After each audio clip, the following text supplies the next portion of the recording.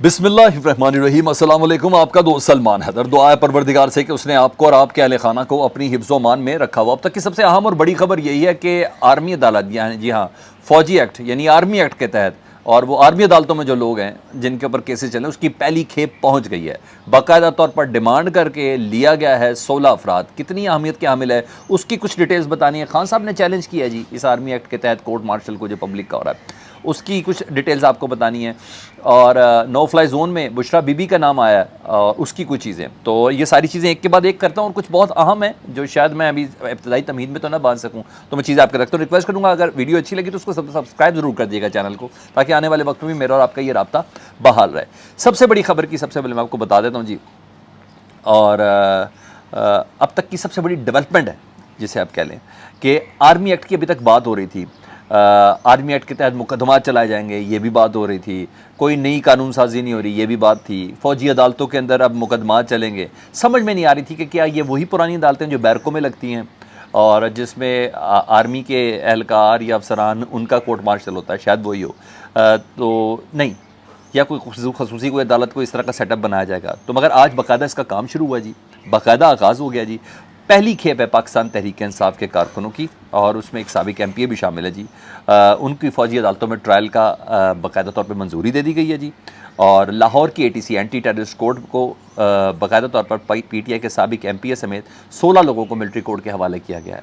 दरख्वास्त दी गई थी जज को जी, और ऑफिसर कमांडिंग की जानिब से कि ये 16 अफराद हैं, ये हमें मतलूब हैं और इन पर आर्मी एक्ट लगना है। और क्लॉज पूरा बताया कि 1952 के आर्मी एक्ट का 1952 549 सेक्शन, इसके तहत मुकदमा बनता है। तो प्लीज़ ये 16 अफराद को हमारे हवाले किया जाए, और दरख्वास्त बाकायदा मंजूर करके 16 अफराद को फ़ौज के हवाले कर दिया गया है।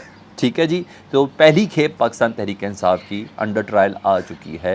ये वो अफराद हैं जो लाहौर में जो फ़ौजी तनसीबात हैं, यानी कोर कमांडर हाउस हो गया या अस्करी टावर हो गया, इसके अंदर ये इमीडिएट पहले लोग हैं। अभी इब्तदा है, अभी है आगे, तो बाकायदा तौर पर इनके हवाले कर दिया गया। ठीक है जी। हाँ, इंपॉर्टेंट बात यह है, मियाँ अकरम उस्मान साबिक MPA वो हैं, और मियाँ महमूदुर रशीद के ये दामाद भी हैं। ठीक है, मियाँ महमूदुर रशीद खुद इस वक्त शिकंजे के अंदर हैं, तो उस वक्त उनका दामाद भी अब बाकायदा तौर पर आर्मी एक्ट के तहत कार्रवाई और बाकायदा सुपुर्द कर दिया गया जी। तो बड़ी अहम चीज़ है, यानी मियाँ महमूदुर रशीद की जो मुश्किलें हैं ना, वो बढ़ने जा रही हैं। और आज मियाँ महमूदुर रशीद साहब की पेशी भी थी। उनसे पूछा गया सवाल कि क्या आप इमरान खान के PTA को छोड़ दें। उन्होंने कहा इन हालात में जितनी मर्जी मुश्किल आ जाए, सवाल ही पैदा नहीं होता कि मैं पार्टी छोड़ूं या इमरान खान को छोड़ूं। यानी डट गए। ने कहा सवाल ही पैदा नहीं होता। किसी ने कहा जी फवाद चौधरी भी तो छोड़ गए हैं, तो लफ्ज़ उन्होंने कहा खस कम जहाँ पाक, यानी ये लोग जो लोग छोड़ के जा रहे हैं इससे पार्टी मजबूत हो रही है, फ़िल्टर हो रही है। खस कम जहाँ पाक यानी पार्टी पाक हो रही है, तो इसलिए हमें किसी किस्म की कोई फ़िक्र नहीं है। तो डेफिनेटली एक तरफ पार्टी में इस तरह के लोग मौजूद हैं, और दबाव डेफिनेटली हो भी सकता है। आज यास्मीन राशिद साहबा जब आई तो उनकी भी पेशी 3 दिन का जिस्मानी रिमांड था, उसके बाद उनको पेश किया गया, तो उनके भी कमोबेश ये सवाल थे कि क्या पार्टी छोड़ेंगे। उनका सवाल ही पैदा नहीं होता, मैं पार्टी कैसे छोड़ सकती हूँ। उमर चीमा नजरियाती हैं, उनसे भी ये सवाल हुआ, उनकी भी पेशी थी। उन्होंने कहा सवाल ही पैदा नहीं होता, हम इमरान खान को छोड़ें। मतलब जहाँ लोग जा रहे हैं ना, वहाँ लोग चट्टान की तरह इमरान खान के साथ खड़े भी हैं। तो ये भी एग्जाम्पल्स हैं कुछ, ये प्रेस कॉन्फ्रेंस पर नहीं मान रहे, ये एग्जाम्पल्स भी हैं। यहाँ हो गया जाए। दूसरा, इमरान खान साहब ने अपने वकील के ज़रिए आर्मी एक्ट और फ़ौजी अदालतों में कोर्ट मार्शल को चैलेंज कर दिया, और सुप्रीम कोर्ट में दरख्वास्त दी है कि कोर्ट मार्शल का इक़दाम आईनी नहीं है, गैर आईनी है, और सुप्रीम कोर्ट इसको रोके। देखते हैं सुप्रीम कोर्ट इस पर क्या करती है। दरख्वास्त दायर कर दी है, चैलेंज तो कर दिया है, वो यही कर सकते हैं और क्या कर सकते हैं, तो वो उन्होंने कर दिया।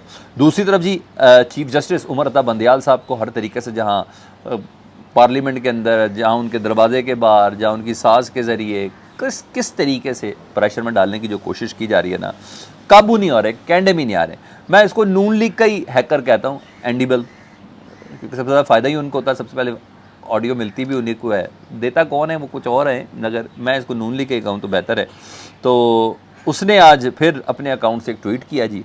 उसने कहा जी चीफ जस्टिस उमर अता बंदयाल साहब की ना नाजेबा वीडियो आने जा रही है, और यानी चीफ जस्टिस की नाजेबा वीडियो या ऑडियो कोई आने जा रही है जिसमें हम किसी को गुफ्तगू कर रहे होंगे, तो यानी चीफ जस्टिस के काबू में नहीं आ रहे, इनके कैंडे में नहीं आ रहे जी। इतना लो लेवल पर जाके ये लोग खेल रहे हैं, इतना लो लेवल पर जाके ये खेल रहे हैं कि आप ये देखें कि चीफ जस्टिस के गले की हड्डी बना हुआ है, और गले की हड्डियाँ हैं ना, जो बड़े बड़े केसेस जो वो सुन रहे हैं, इलेक्शन कमीशन का केस सुन रहे हैं, 14 मई का केस सुन रहे हैं, ऑडियो लीक कमीशन पर एतराज़ है कि बनना चाहिए नहीं, वो सुन रहे हैं।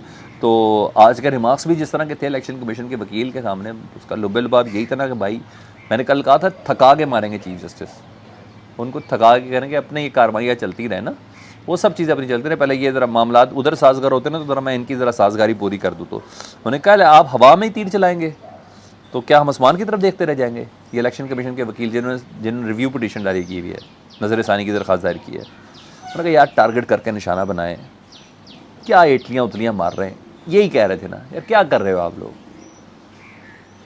आपकी रिस्पेक्ट कर रहे हैं मगर आप कुछ करो तो सही। उन्होंने कहा कब तक इंतखाबात आगे करके जमहूरियत को कुर्बान करते रहेंगे, ये चीज़ बोली।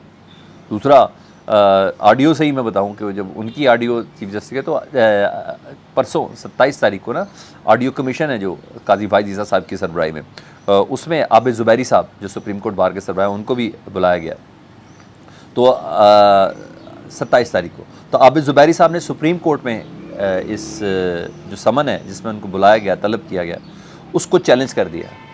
उन्हें दरख्वास्त में क्या मुद्दा लिखा ज़रा सुने, बड़ी लॉजिकली और सॉलिड है, मैं 100% एग्री हूँ, 100% एग्री हूँ। उन्होंने कहा पहले ये बताएं, सबसे पहले ये जो मुझे बुला रहे हैं सुप्रीम कोर्ट में, उन्होंने कहा कि सर कमीशन को कहें पहले ये सबसे पहले बताएं ये इंडिबल हैकर अकाउंट है किसका, ये है किसका जो बाहर बैठ के ये काम कर रहा है, बंदा कौन है ये, इसके महरकात कौन है, कैसे कर रहा था रिकॉर्ड, ये किसके कहने पे है, पहले ये काम कर। दलील बड़ी आम है और मुझे लगता है ये एड्रेस हो जाएगा, सुप्रीम कोर्ट बार का सदर है जो सुप्रीम कोर्ट में ये दरख्वास्त दे रहा है। मैंने कहा मैं जब बुलवा तो ले, बुलवाने से पहले ज़रा इसका पहले जवाब थे ना, ऑडियो सही गलत बाद में, ये कर कौन रिकॉर्ड रहा है।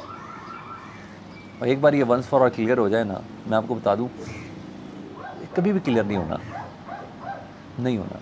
मैंने आपको बताया अगर ये एजेंसीज़ करती है ना, दुनिया की कोई भी एजेंसी है ना, ऑडियो लीगल तरीके से रिकॉर्ड नहीं करती, पूरा अदालत से कौन इजाज़त लेकर करेगा, जो इस तरह है तो ये तो हो जाएगा। या किसी ने अपना कोई सॉफ्टवेयर रखा तो मुझे नहीं पता। तब भी पाकिस्तान की इंटेलिजेंस एजेंसीज़ की प्राइम जिम्मेदारी है कि अगर पाकिस्तान के किसी मीडिया हाउस ने या किसी पॉलिटिकल पार्टी ने रखा हुआ है काम, तो ज़रा बताएं तो सही कि सर, क्योंकि सारा इल्ज़ाम उधर जा रहा है।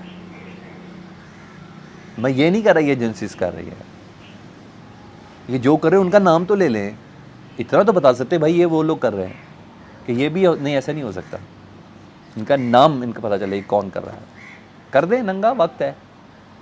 नहीं तो ये सब का नुकसान हमारी काबिल कदर एजेंसी को हो रहा है। मुझे ऐसा लगता है कि ये काम डाल के इल्ज़ाम इधर लेके आ रहे हैं, ऐसा लग रहा है।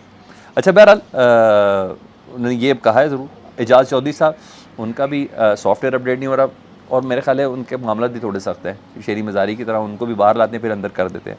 आज भी उनको इस्लामाबाद हाई कोर्ट ने उनको रिहाई का हुक्म दिया, फिर गिरफ़्तार करके नामालूम मकाम पर पिछले दरवाजे से मुंतकिल कर दिया गया।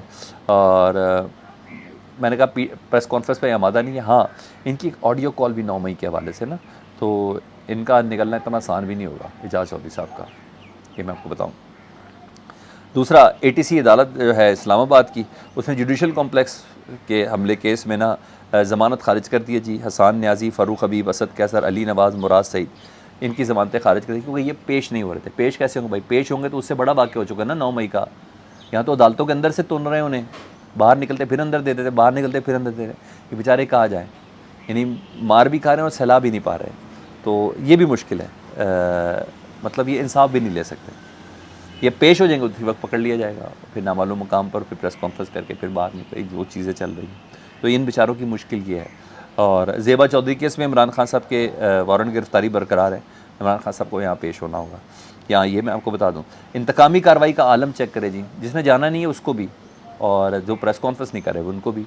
इमरान खान साहब, उनकी ज़ौजा बुशरा बीबी समेत 80 अफराद को नो फ्लाई लिस्ट पे डाल दिया गया है। इमरान खान, बुशरा बीबी और 80 अफराद को, मतलब प्रेस कॉन्फ्रेंस करें तो अप्लाई कर सकते हैं, नहीं करो तो नहीं कर सकते, तो ये चीज़ है। और एक और आम खबर जो जब तक वीडियो अब तक पहुंचेगी तो शायद आपको आ जाए, सेनेटर्स से मुतल्लिक़ इत्तलात है पाकिस्तान तहरीक इंसाफ के, जिसमें डिप्टी चेयरमैन सेनेट भी शामिल है, वो PTI को छोड़ने जा रहे हैं। प्रेस कॉन्फ्रेंस के लिए टेबल उनकी रेडी है, सिर्फ कंटेंट तैयार हो रहा है कि उन्होंने बोलना क्या है। अपना बहुत ख्याल रखें, फीडबैक से मुतल्लिक़ दुआ कीजिएगा। रिक्वेस्ट करूँगा चैनल देखें तो सब्सक्राइब कर दें। अल्लाहुम्मा सल्ली अला मुहम्मद व आले मुहम्मद।